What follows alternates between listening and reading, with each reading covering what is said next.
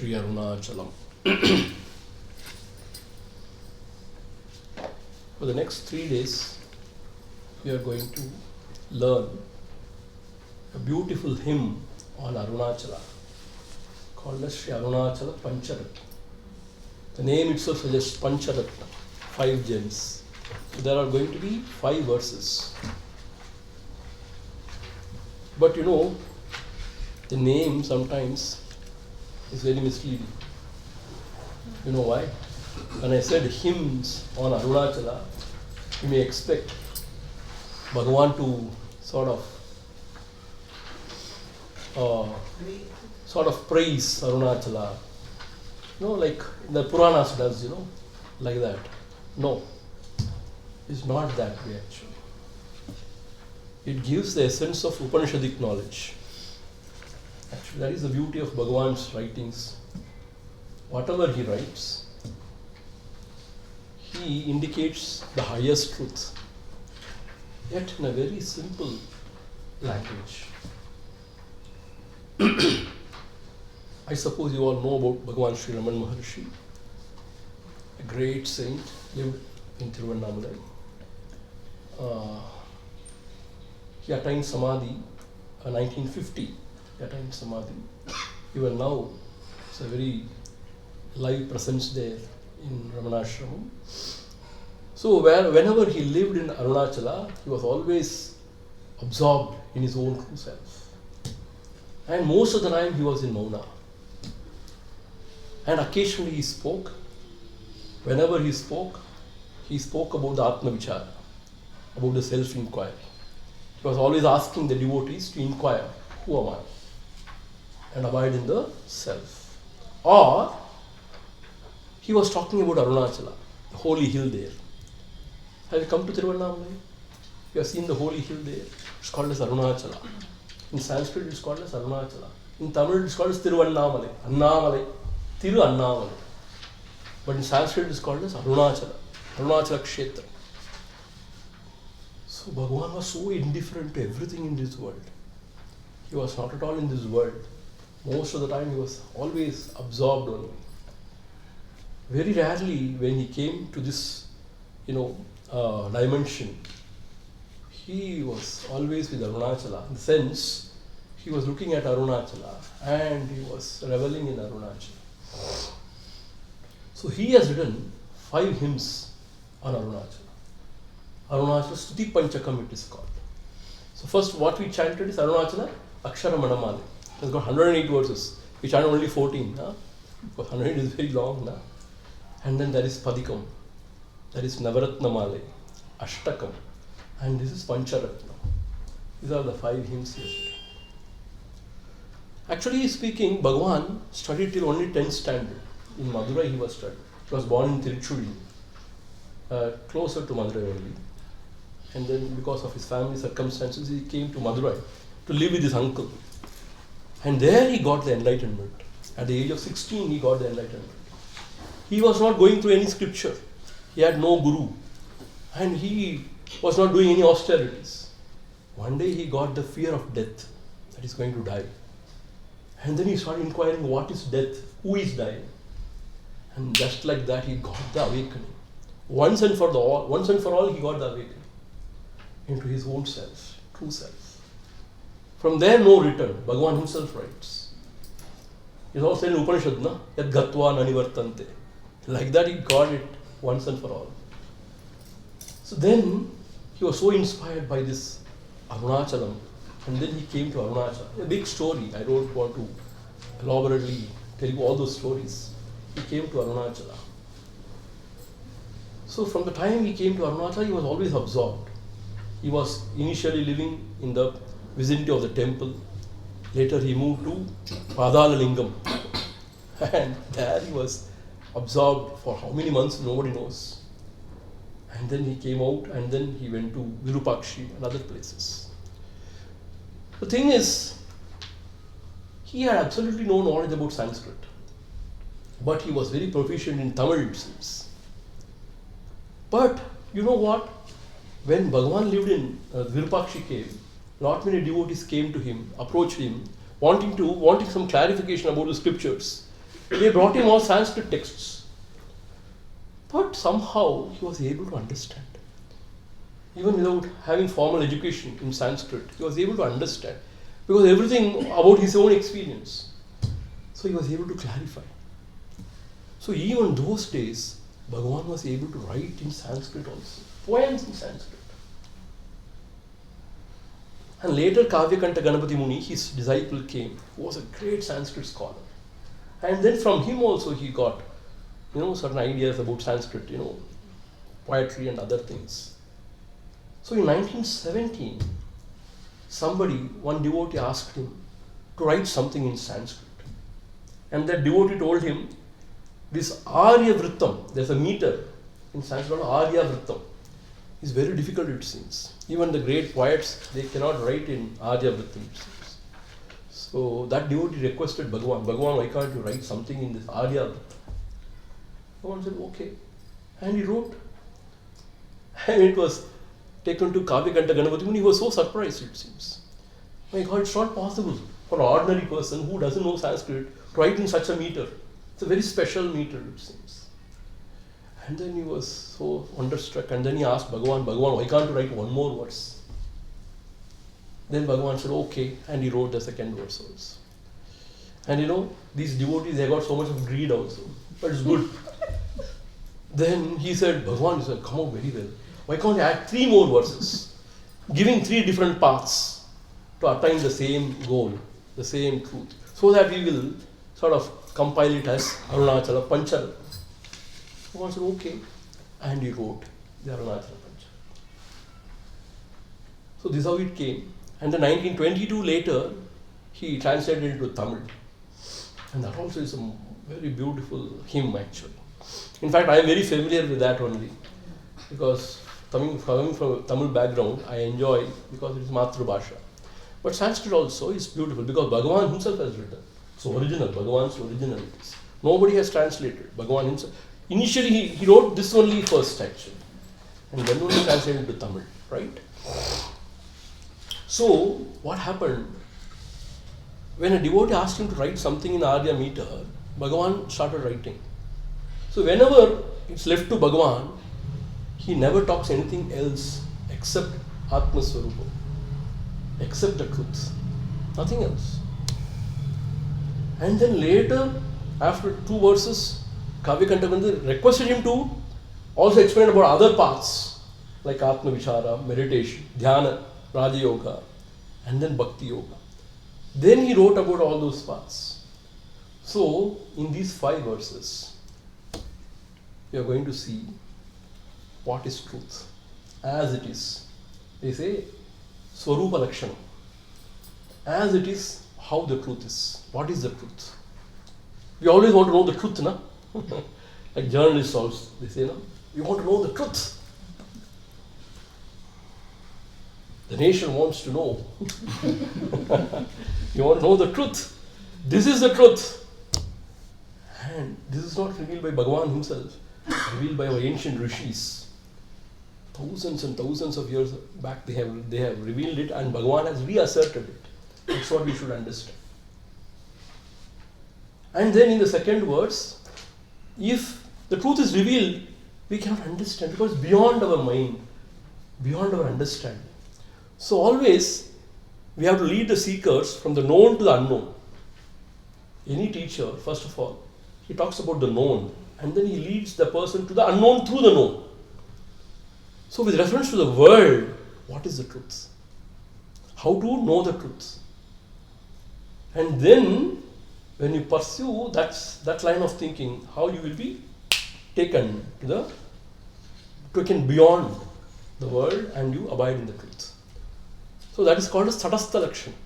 Second verse, it is called as Tatastha Lakshana with reference to the world, with reference to the known, how the unknown is defined. See, it's very scientific. What it is actually, as it is. Swarupa Lakshana, the first verse. Second verse gives how it is related to the world. Through the world, how would you know it? Tatastha Lakshana. And then, how to reach. See, if I tell you something very wonderful, and if I don't give you a path to reach, then it is all utopian dream. No? There's no meaning.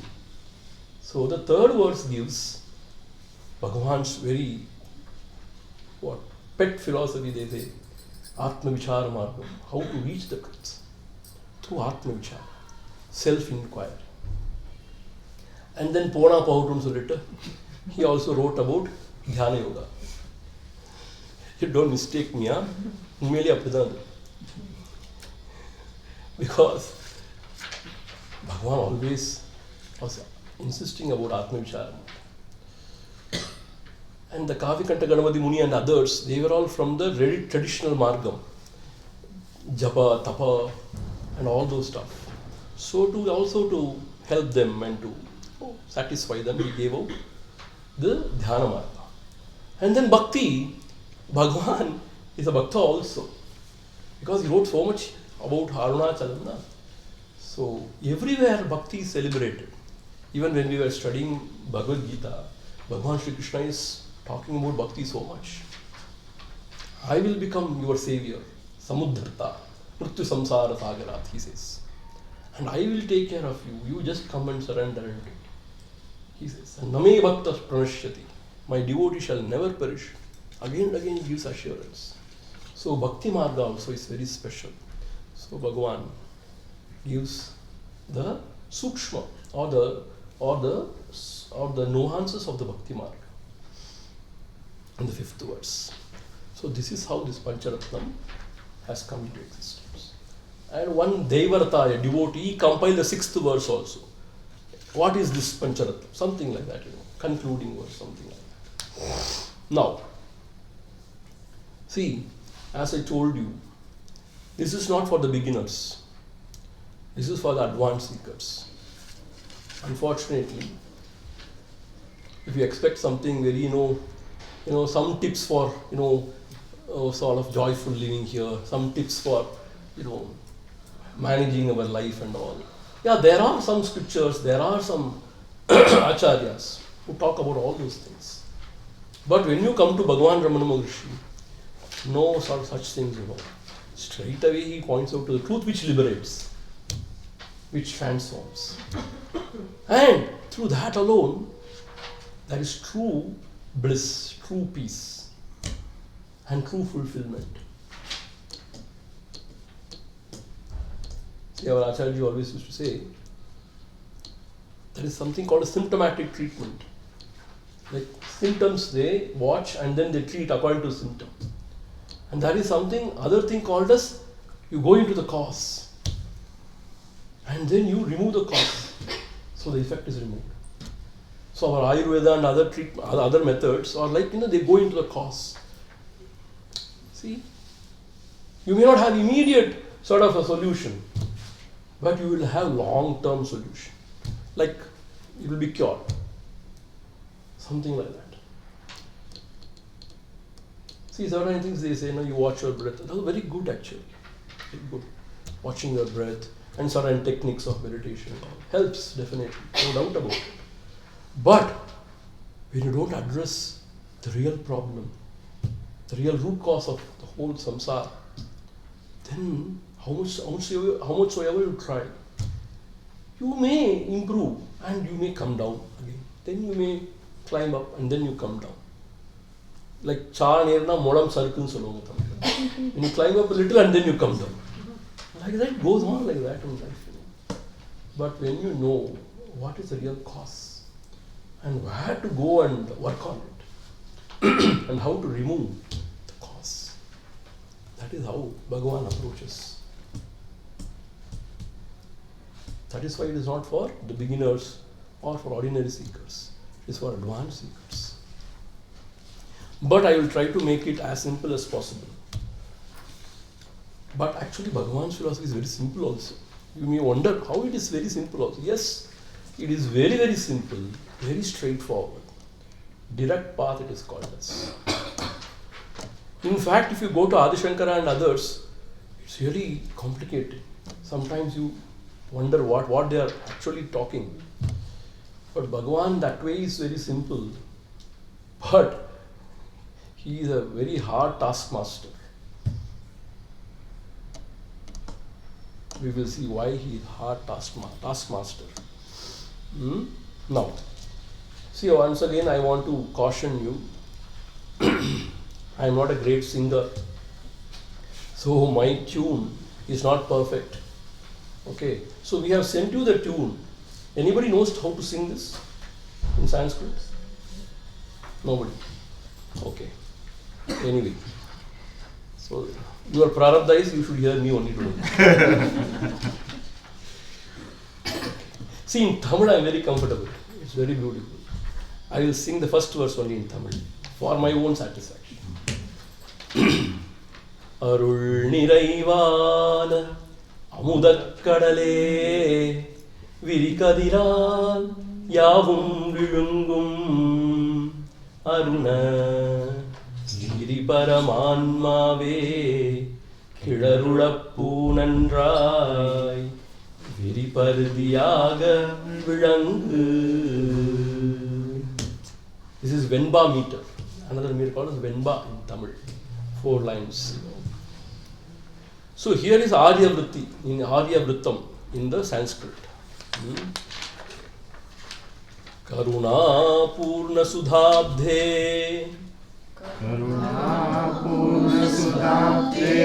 Kabalita Ghana Vishwarupa Kiranavalya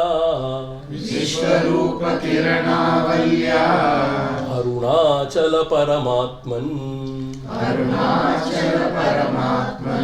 Aruno Bhava Chitta Kanja Suvikasaya. See, we have sent you the link for chanting. Please follow that tune. That is the original chanting from Ramana. But I am not even close, not very.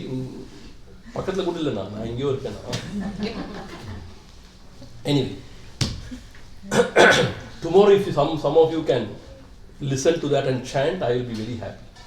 That's a great help for me. Here in the first shloka, as I told you, Bhagavan is always stuck about Arunachala, the holy hill Arunachala. According to him, Arunachala is Shiva himself. According to him, Arunachala means it is that Parabrahma Paramatma. It is absolute truth. Somebody asked him, what are you talking? You are pointing out to a sort of a form and say a hill and you say that is Parabrahma Paramatma. How is it possible? Bhagavan said, you are also Parabrahma Paramatma. As a Jiva, Alpa Jiva, if you can take a form, why not Parabrahma Paramatma take the form of the hill? That was his, explanation. If you can take a form, why not Paramatma take a form? And he asserted, yes, this is Lord Shiva himself. It's Parabrahma Paramatma himself. That's what he said. So here, when Bhagavan talks about Arunachala, he means that Parabrahma Paramatma. It is a hymn to that Parabrahma Paramatma. For him it is Arunachala. See, for Krishna Bhakta, Parabrahma Paramatma is Krishna, in the form of Krishna, right? For other devotees, like Ambal's devotee, like Ambal, Lalita, Maha Tripura Sundari. Like that, for Bhagavan it is Arunachala, the holy hill. See, not even the form of Shiva. See, traditionally we have got the form of Shiva. Not even that for Bhagavan. For Bhagavan, it is not even Shiva Linga. For Bhagavan it is Arunachala, the holy hill. It is a physical form of Shiva, he says. So that is why people go around the hill. And when you sit there in the vicinity of that hill, there is something, some mysterious power there. Your mind just melts. This is my own experience. I am not talking from any books.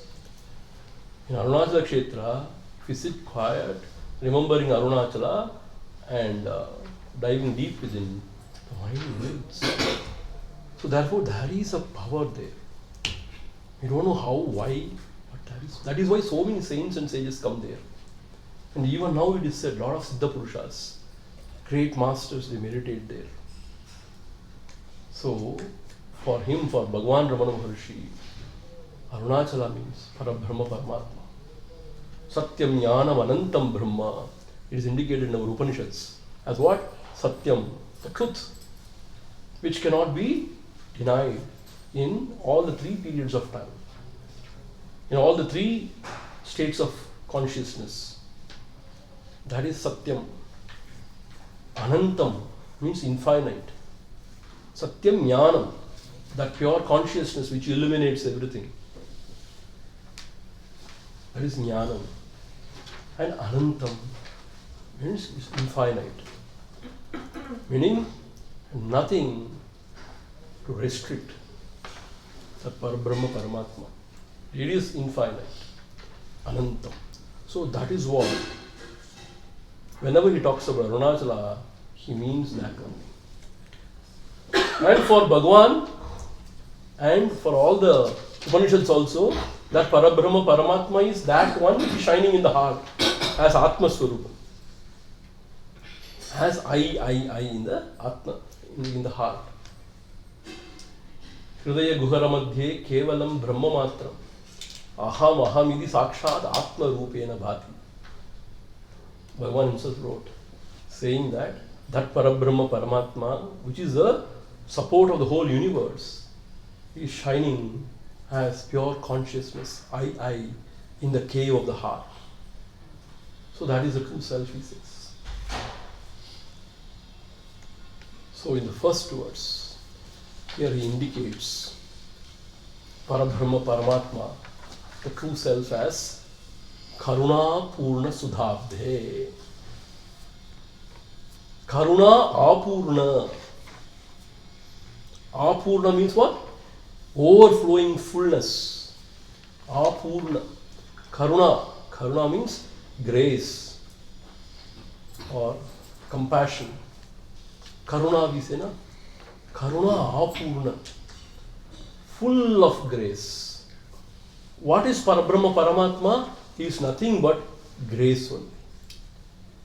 That is why in our ashram we have named our Ambadas Karunamba. Arunachala Atma Lingeshwara. See, he can be always realized as Atma Swaroopananda. And what is his expression? First expression is Karuna, grace. In fact, Muruganar Swami, the devotee of Bhagavan, says, it is not that Lord is graceful. Lord is nothing but grace. See? Without His grace, how can we live here, survive here? Is that not so? See, in Bhagavad Gita it is beautifully brought out. He is only shining as the light in the sun and the moon. He has only entered into the earth in the 15th chapter. And He is holding everything together. And He has entered into the plant kingdom as nourishment. Rasatmika. And He has entered into the stomach as digestive fire to digest. And He has entered into the heart as the consciousness. And He is expressing as the knowledge, smriti, memory, and even the absence of it. So beautifully explained. So without Him, there is nothing here. We refuse to see it. These Pancha Mahabhutas, the 5 elements, can we create? We can do something about it. We can mix and match and do something. Can we create? No. So that way if you see, He is full of grace. Karuna Purna. And not only that, He alone comes as the Guru and reveals this knowledge. That is His Karuna. If the Guru doesn't come in our life and reveal this knowledge, how would we know? How would we know? Because it's very subtle. And we all think we are this body only. And we live like animals only. Little better than animals. Or worse than animals, we don't know. But to reveal that you are not this body, In fact, you are the substratum of the whole universe. Is something, mind-boggling. It is amazing. So that is His grace. He alone revealed the scriptures, and He alone has come as the Guru to teach the scriptures also. And He alone is residing as the knowledge in our heart to understand also. And He alone expresses as the Shraddha in our heart to pursue this also. And Dhriti, the fortitude to go on and on and on in spite of all the obstacles. So if you see like that, He is full of grace only. Karuna apurna. Sudhabde. Sudha means ambrosia, nectar. Sudha. Abdhe means ocean. Sudhabde. He is ocean of nectar. Full of grace. In Tamil it is said, Arul Niraivana Amudakkadale. See, such expressions cannot come out from anybody's heart. From a very chaste heart only such expressions can come out. I have never heard any better expression for this Paramatma. Arul Niraivana Amudakkadale. Karuna Apurna Sudhabde. Ocean of nectar. Full of grace. Why ocean of nectar? What is nectar? When you drink, you become immortal. Is that not so? When you dive deep into this, you become totally immortal. Why ocean of nectar? Because there is nothing other than that. It is infinite. Is that not so? So ocean of nectar and full of grace. You know why it is full of grace? If you take few steps towards the Lord, Lord will come running towards you. If you take, say, 3-4 steps towards Him, He will come running. He will take 10-15 steps towards you. That is what is said by all Mahatmas. But alas, we don't care. We are so involved in the world. We don't pass and we don't look within. So even though He is there waiting for us, but we are not available for Him. When we turn, He is there waiting for us. Even the Guru is waiting for us. You know, when Swami Vivekananda, when he was very young, as an Narendra, when he first went to Ramakrishna, Ramakrishna comes and asked, "Where have you been all these days? Why didn't you come to me?" He was asking. And Narendra was so, meaning a stranger suddenly asking, "Where have you been all these days? I have been waiting for you. Why you didn't come all these days?" Such is the bond between the Guru and the Shishya. Please understand. The Lord and the Guru is not different. So the higher is waiting for us. If we can take few steps, it will come running to us. I tell you, there is so much of joy even in contemplating and understanding the truth. Those who contemplate and understand get clarity. They understand how much joy is there. And when you avoid there, when it is your own experience, what to talk about it? That is why the scriptures say, ahamannam. Tiruvannamalai says, means what? Can't be explained, can't be expressed. So it is karunapurna sudhabde. Arul niraivana amudakkadale. It is ocean of nectar, ambrosia. Here it is translated as ambrosia, and full of grace. See, Gurudev Swami says, when you fall outside, you fall. When you fall inside, you rise. There is no fall when you fall inside. See, sometimes we wonder, Swamiji, I am practicing some sort of meditation, some japa and all. I don't know whether I am doing right things or not. Please help me. See, whatever things you are doing towards Adhyatma, you can never fail. somehow somebody comes into your life and they will guide you only.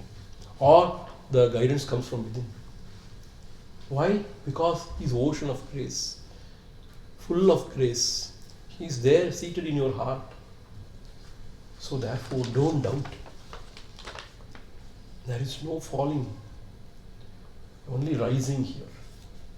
We should have that kind of a faith that the Lord is within our heart and He is guiding you and He can never forsake me.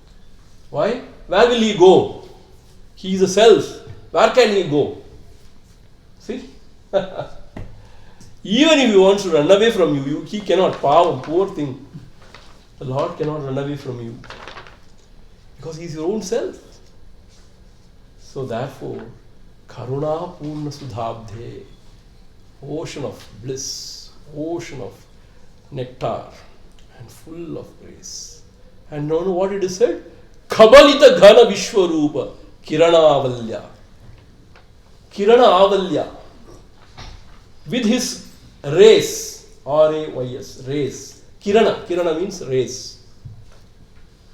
Avalya means not just one. Avalya. By series it is said. Kirana Avalya, by his rays, as if you imagine sun's rays.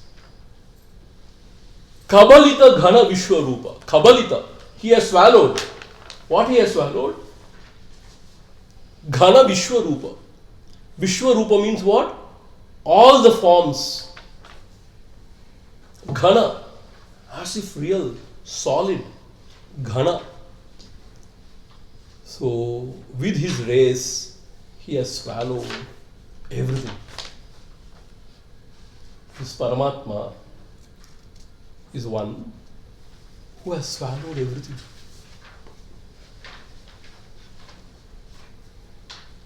Ghana Vishwarupa means whatever we think as solid three-dimensional world, Vishwarupa means what? All the forms, whatever we call it as world. Kabalita, he has swallowed. Like Hanumanji, flying high and trying to swallow the sun. This Paramatma, Arunachala Paramatman, has swallowed the whole world. What happened? Actually, there is no world. Why? He has swallowed it. What is the meaning? In his true form, only Arunachala Paramatman is. From his own standpoint, there is nothing other than himself. Whatever we perceive as the world, as so many jivas, even so many gods, so many lokas, so many worlds, nothing is. Swamiji, how can we accept this? That is the truth. The truth is, when we transcend our body and mind, when we abide in our true self, it will be our own experience that everything is one. Shivamayam. Sarvam Brahmamayam re. Everything is Brahman. And there is nothing other than that. Na iha nana asti kinchana. There is nothing other than that. But whatever we are seeing as something other, as this world, as the jivas, as God, or so many things, it is all said in our scriptures as our own mind's creation or projection of our own mind. It is not there. But because we are in ignorance, whatever may be the cause of the ignorance, since we identify with the gross body and mind, we see there is a world, there are people struggling here, wars going on, so much of poverty, injustice, this, that. And maybe God is there or not there. All those things. That is why I told you, the first verse reveals the Paramatma in his own standpoint. Swaroopa, his own standpoint. From his own standpoint, There is nothing other than himself. So that is beautifully explained or expressed this way, With his rays, he has swallowed everything.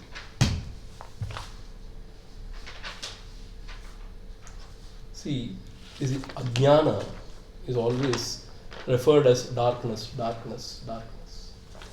When the sun comes out, when he shines, all the darkness is removed. So when the true self is realized, all the ignorance is gone. When the ignorance is gone, whatever may be the effects of the ignorance, everything is gone. What are the effects of the ignorance? Seeing something else other than the Lord or the Paramatma is the ignorance. And then comes all the samsara. The likes, dislikes, I want, I don't want, this, that, everything. So it is said here, when you know the truth, you know what? It is not like knowing anything in the secular science. It is a sort of a absolute transformation.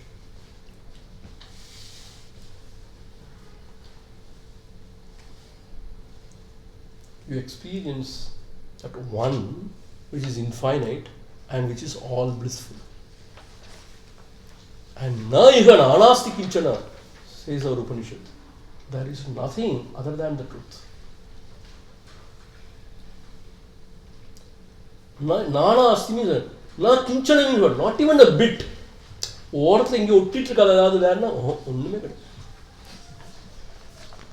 You know why? Very interesting to tell you. This we experience every day also. How? When we go to deep sleep, where we don't have any dreams, we don't experience anything. Is it not so? At that moment, we don't experience anything. Where everything has gone. See, today morning, I was traveling from Tiruvannamalai to Bangalore in a cab. And because of my cold and cough and all, I was very tired, very sleepy. Early morning I got up. So when I was traveling, I was dozing off. See, when I dozed off, the car was moving that fast was moving. So much in front of me. The road is there, vehicles are moving, and everything around me. Just nothing. Suddenly I get up, everything is there. And then I doze off, everything goes. I said, what is this happening? How come this is happening? Ears are open. Everything is open. But somehow, for some time, nothing is available for it. See, I am there. The ears are open. All the senses are open. Mind is also there. That's what we think, na? But somehow, nothing is available. And then suddenly everything comes. Bright, everything comes. Fraction of a second, everything comes. And everything goes. Then I started thinking, the world is not solid, three-dimensional. It is just appearing in the consciousness.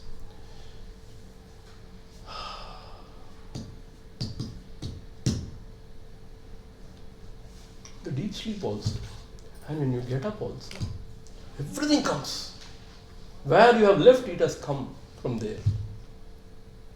Nothing has changed.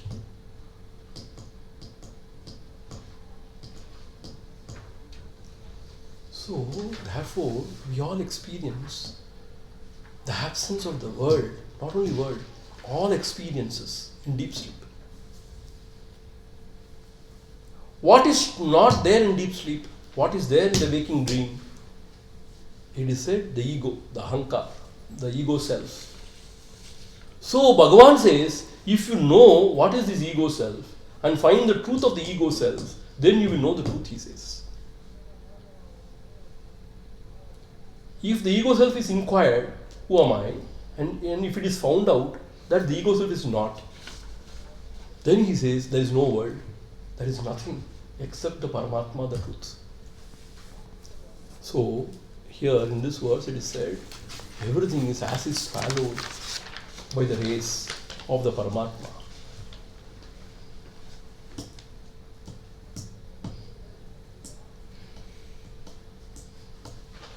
For the scientific minded people, it all may be very, ennadhu. But even the scientists, they only observe the 1/3 of our experiences.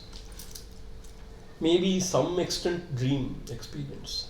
Deep sleep, nobody can go there. But our Mahatmas, they have gone even into the deep sleep and they have analyzed and understood. That is the actual key for understanding the truth in the deep sleep state.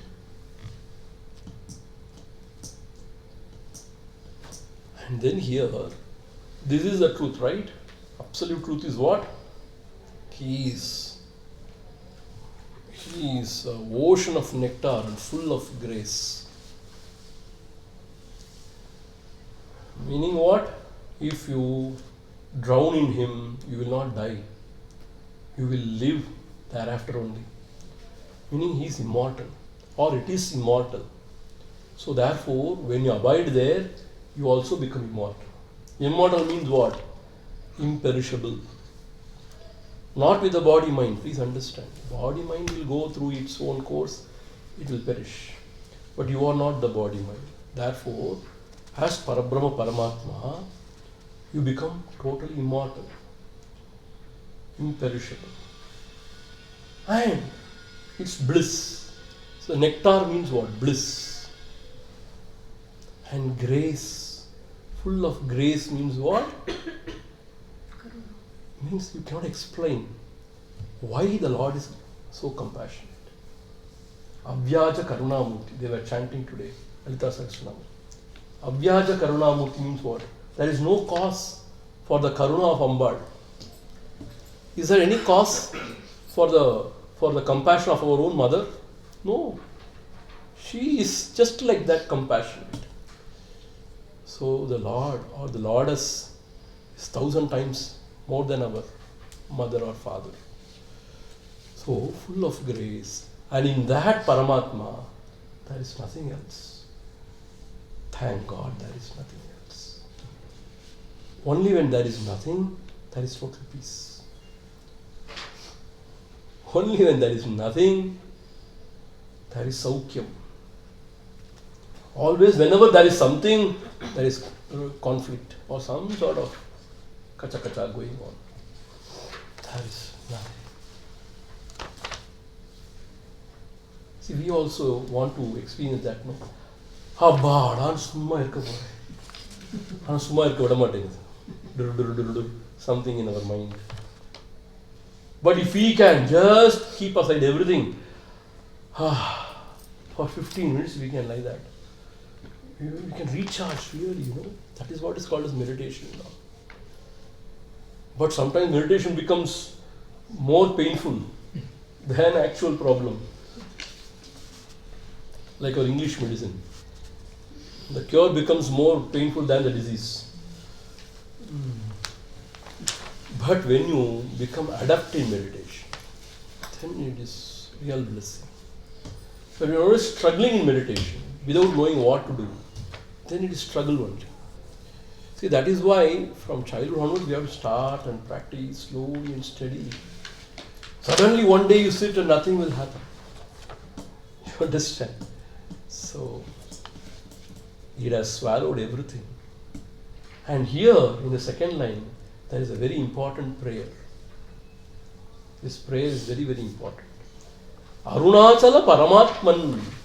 Here he is very explicitly calling Arunachala as Paramatman.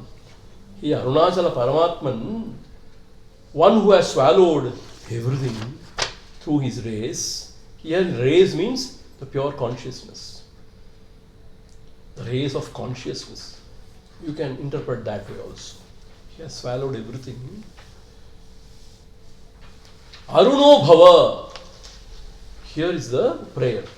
This prayer is the most beautiful prayer. If you do not know what to pray to the Lord, this is the prayer you have to. Aruno Bhava. May you become the Lord, Son. May you become Son.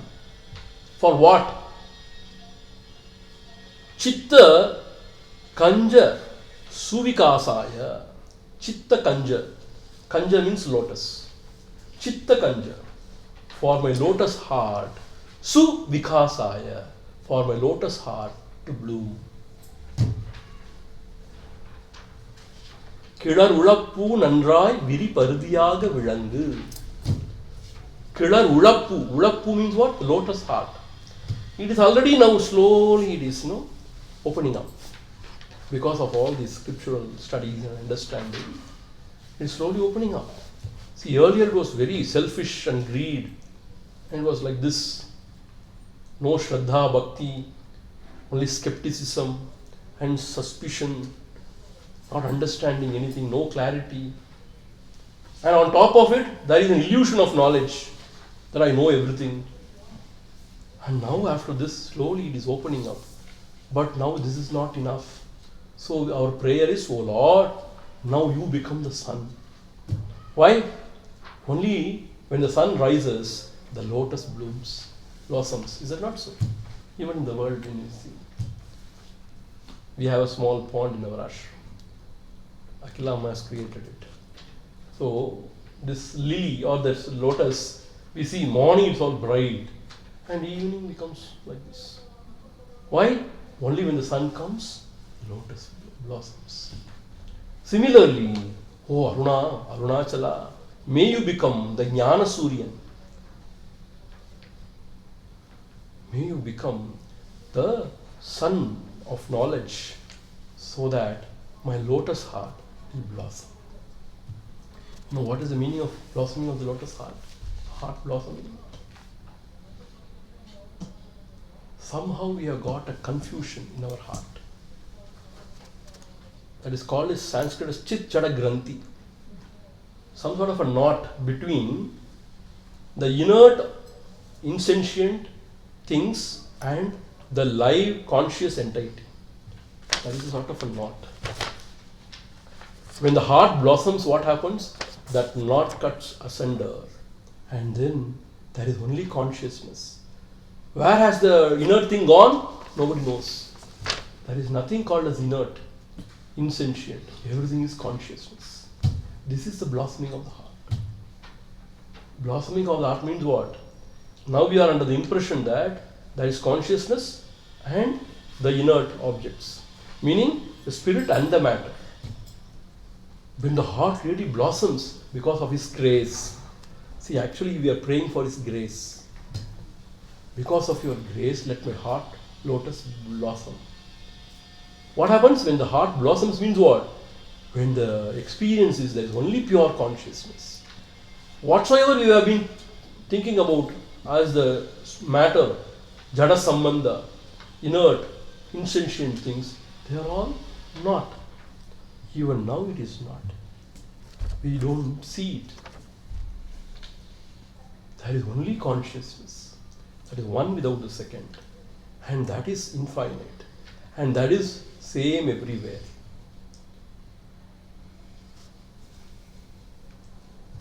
See, this is highest knowledge. Kilar ulappu, the heart lotus, which is already opening up. Kilar ulappu.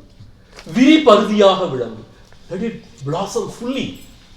So for that, oh Arunachala, you become the sun. Meaning what? With your grace only this can happen. Not with my understanding, not with my efforts it can happen. Only through your grace it can happen. So I seek your grace. Because you are ocean of grace, you are full of grace, ocean of nectar, ambrosia. So I seek your grace for my heart lotus to blossom. So that there is no selfishness. We are identified with this body mind, so we are becoming selfish. When we know that we are everything, how can we become selfish? Why we become greedy? Because we think we are very small. We want to become everything. But when we know we are everything, there is no greed. In fact, everybody is my own self.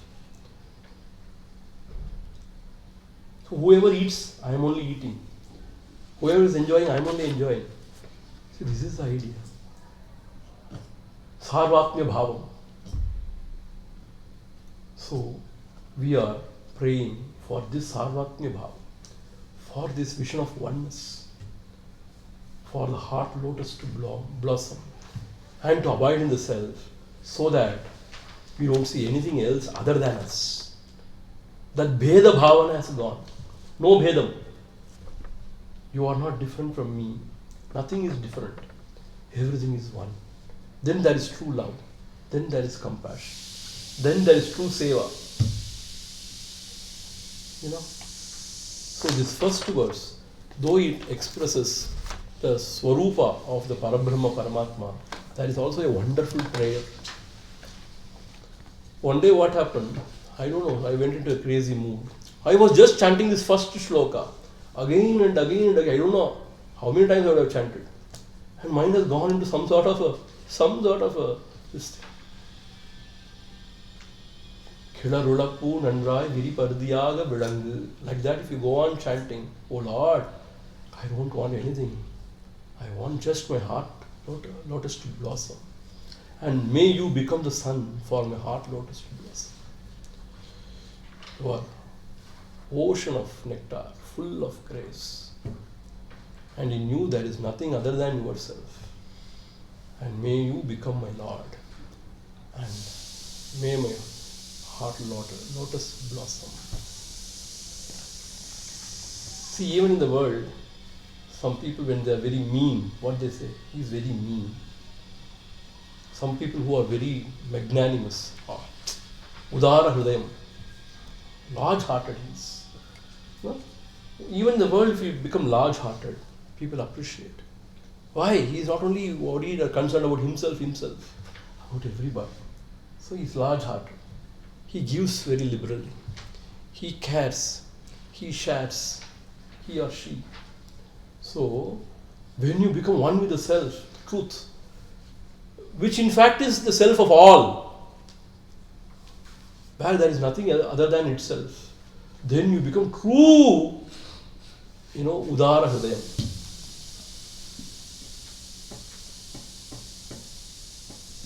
So in this life only, we have to strive to become this, fullness of heart, giving freely, without any reservation. See, the sannyasis are like that. They give and give, not to hold anything for themselves. They give. Like that, if you can give, then it is beautiful. So this first shloka has got a beautiful prayer also. Arul niraivan amudakkadale virikadiran yavum vilungum aruna giriparamanmave khilarulappu nandrai viripardiyaga vilangu karuna purna sudhabde kabalita ghana Vishwarupa Kiranavalya Arunachala Paramatman Aruno Bhava Chitta Kanja Suvikasaya. Chitta Kanja means lotus heart. Kanja means lotus. Vikasaya. Vikasam. Blossoming. Vikasaya. Or the blossoming of the heart. So you be the sun, O Lord. This is actually the logo of our ashram. Khilarulappu nandrai viripardiyaga vilangu. Aruno bhava chitta kanja sudikasaya. Sanskrit also we can add now. About this thing. O Arunachala, thy be the sun for my heart lotus to blossom. That is in English. We can add this Sanskrit also. Aruno bhava chitta kanja suvikasaya. Chitta kanja suvikasaya. So it is, what is the time now? 7:35. What is, till what time we can go? Normally 7:45. So for 10-15 minutes we can have some question and answer. Yeah. We'll stop here, and if you have some question you can ask. Because the second and third we will take it tomorrow. So the God has helped us. Mm. Anything? Any questions? If there are no questions, I have got another interesting thing to do. Chanting Nama. If you have questions, please ask. Yes. The grace is always present, but why sometimes we used to feel that grace, sometimes we feel that. Yeah. See, Bhagavan Ramana Maharishi once he said, Ganges is flowing always. But if you take only a tumbler, you get only tumbler full of water. You take a bucket, you get bucket full of water. You cannot complain the Ganges, right? So whatever we bring or we take, only that much grace is available. So when you remember him always, then he will also remember you always. That's what Bhagavan has said. When you remember him, then the grace flows. How to remember him? There are very many ways. One is to take his name, Nama. Second is to always to contemplate on the Nirguna Nirakara, whatever. Or Atma Vichara or Dhyana or whatever. So more and more and more you go towards him, the grace flows towards you. See what we do generally, 10-15 minutes hardly every day is spent in puja room and chant few shlokas, this and that. And then 23 hours, 45 minutes only in the world. See, though we are good and doing good and all, but still that is not enough. So we have to allocate some more time for our own selves, for study of scriptures, for some sort of dhyanam, contemplation, and even for the Sankirtanam, Nama Sankirtanam, and for singing his glories. Then definitely the grace flows. What is the grace? Grace is a feeling that everything will be all right. He takes care of everything. Everything will be all right. In spite of everything, there is a lot of a feeling that he takes care. He will take care of everything. There is nothing to worry. This is real grace. If that can happen in our heart, that is real grace. See, if we can remember one shloka from Bhagavad Gita, is done. Sarva dharman parityajya mamekam sharanam vraj. Aham tva sarva papebhyaha mokshayishyami. Ma shuchaha. Don't despair, he says. And he says, Ananya shintayanto mam. Ye jana parvipasate. Tesham nityabhiyuktanam yogakshemam vahamya. I will take care of yoga and kshema. Whatever he requires in this world or for the other world also, I will take care, he says. Like that he has given so much of assurance through so many scriptures. When we can have faith in that and believe and hold on to his feet, then that is it, done. Everything is done. See, he need not come in a form and bless you. His words are enough. His Upadesha is enough. When we can take the Upadesha very dearly to our heart, that is holding on to his feet actually and believing in it, then everything is done. See, when your mind is not in the problem cannot affect you. But we do not know how to peel away the mind from the problems. Peel away the mind from the problem. So, very easy thing is Nama chanting. Or if you are still advanced, you can say, for whom all this? For me, who am I? And to try to seek the source. Or just maintain the Sakshi Bhavana. Agamaha, Apayinaha, Anityaha, Tam Titikshasva Bharat. Everything comes and goes. Nothing is permanent. And nothing can touch me. All these things are part of the Prakriti. I am Purusha, I have nothing to do with all these things. If any one of this standpoint can be taken. If you are a Bhakta, very easy. The Lord is there, He will take care of it. What is there to worry? Let anything come. It will go like that. If you are a yogi, then you say, they are in me, I am not in them. Nothing can touch me. If you are a jnani, it all has no meaning. It's all prakriti. I have nothing to do with all these things. And then you abide in yourself as your own self. we are neither here nor there anywhere. Half everywhere. That is my problem. It's not easy actually, it's not easy. See, actual life is not that easy. Sometimes it's very difficult. Especially if you are not well physically, mentally. There are certain other financial crises, some emotional imbalances, certain relationship issues. It's very difficult. I am not saying it's easy. But there is no other choice, no? Is there any other choice? No choice. தனக்கோம் இல்லாதான் தாழ் சேர்ந்தார் கல்லால் மனக்கவலை மாற்றல் அரிது. Without surrendering to him, you cannot do away with your worries.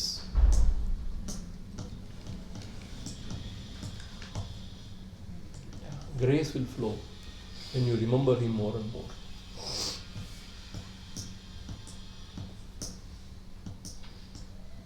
Like for our Gurudev says, the example of electricity is available everywhere. But if you have got a mobile, but you don't have the proper, what is that called, charger, especially when you go to other countries, you feel that. இப்படி கோனிட்டு இருக்கும் சில கண்ட்ரீஸில். I don't know why they have put it like this. And ours is round, அழகாக போகிறதுக்கு.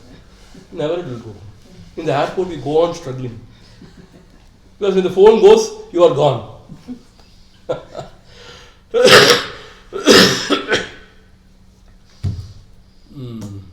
So, even though the electricity is everywhere, if you do not have the right charger, you cannot charge. Similarly, if you do not know how to connect within, how can you experience the grace? So, the more you connect, more the grace. So, these are the ways to connect. Anything else? New faces today I am seeing. Very good. Please do come tomorrow day after also. Every 3-4 months we are conducting some satsangs here. And if you give your names to Ramesh, he will put it in that list. And he will trouble you always. Swami, sorry, I'm extending. Still I have some more questions. Yeah. Just in the same point, Grace, Manikkavasagar சொல்கிறாங்க அவன் அருளாலே அவன் கால் வணங்கி. அப்போ அவங்கள கும்பிட்றதுக்கும் connect பண்ணுறது கூட அவங்களோட கிரேஸ் நமக்கு இருந்தால் தான் கரெக்ட். ஸோ அவனோட கிரேஸ் இல்லைன்னு சொல்லிட்டு கும்பிடவே வேண்டாம். அப்படி இல்லை. So how to connect with him more and that's what I'm saying. You start somewhere. See, one more example I give you. Gurudev Swami Chinmayanji's example. See, let us say you have to start from Bangalore and go to say some remote place, let us say. Very remote place. So suddenly power has gone everywhere and you enter into the car and you sit in the car and you say your power has gone everywhere. How will I go now? What will happen? What will happen if you say you will not move? You start the car first. Then the headlight will come now. It will illuminate the 10 steps first. Then you start moving, the next 10 steps will be illuminated. Like that you start somewhere. If you don't start and if you say how will I go, you will never go. If you say only his grace would be there, then to remember him also, so what will I do?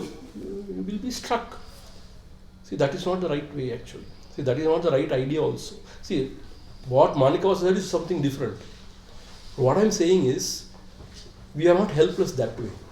We should start making conscious efforts so that more and more grace will come, more and more you will remember him.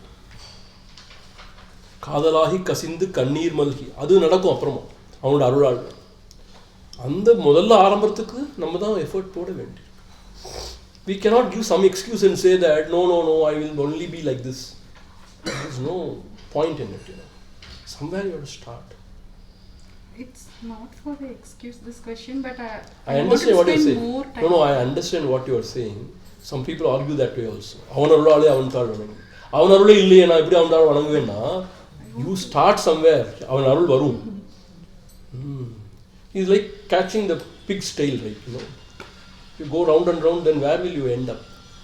So you should start. See, everybody has said, all the Mahatmas, you should start somewhere, and he will take care. That when we next and the life's experience also there. something happens, so our mind also gets awakened. அது மாதிரி ஏதோ நடக்கும். அதான் அவன் அருள். But we should not wait for some bad things to happen. We should start when we are all right. Swamiji, I'll ask one question. I'm still trying to digest Kabbalita. Yeah, very good. So You cannot digest. So, and everything else sounds, Yeah. it's good. But the Kabbalita, instead of Kabbalita, it says Sakshat, for example. What is that? If it says manifest, something equivalent. Everything else seems to say that. Kabbalita is the word. Bhagavan is Tamil also uses the same word. Vilungum. Yes, so I'm sure he's correct. I'm trying to understand why is it that I'm not able to understand. Yeah, because ultimately, at the ultimate standpoint, whatever we see as a world, as a jiva and the God, the Bheda, is not there. In the Advaita Sthiti, there is only one. All the differences are gone. That is the truth. So he is revealing the truth in the first stance. In a very beautiful way he is revealing. Like he has swallowed everything. Is it equivalent of only gold is true and the different bracelet, necklace, all these things are not real? When you are attached to the forms and names, you are right. But when you are attached only to the gold, even the ornaments are fine. Truth only, na? No, but Kabbalita Vishwarupa is Yeah, like the names and forms have been Kabbalita. without Upadi. Yeah.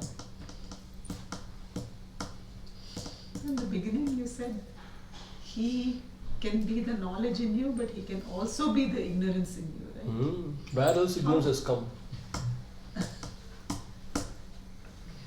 If he is the source of all, so there cannot be a second source now for anything. See, if, like this, I will tell you an example. The sun, he shines, right? And because of his shining, the waters from the ocean gets evaporated and they become cloud. And they go and hide the sun only. Is that not so? How come? Sun is shining and his own power, because of that power, the clouds have formed. And the clouds are hiding the sun only when you are somewhere in the world. Is that not so? How strange it is. You understand what I'm saying? But from the absolute standpoint, all this idea of ignorance and all is not. But in the relative standpoint, we may have to accept, otherwise how to explain we don't know. So it's all accepted in the relative standpoint and everything is explained. But when you move to the higher standpoint, you yourself will know there is nothing except that. It's all like that only. Anyway, we will stop here. It's 45 now, 50 almost. So tomorrow what time? Morning 10 o'clock? 9:30 the bhajan start, 10 o'clock. 9:30 the chanting the starts. chanting starts. Chanting start, 10 o'clock is the 10 class. o'clock is the class. 10 to 11:15, 10 to 11:15 and then some questions. Question. 11:30. 11:30 with a small whatever prasadam. Prasad. Yeah. Om Purnamada Purnamidam Purnat Purnamudachyate Purnasya Purnamadhaya Purnamevavasishyate.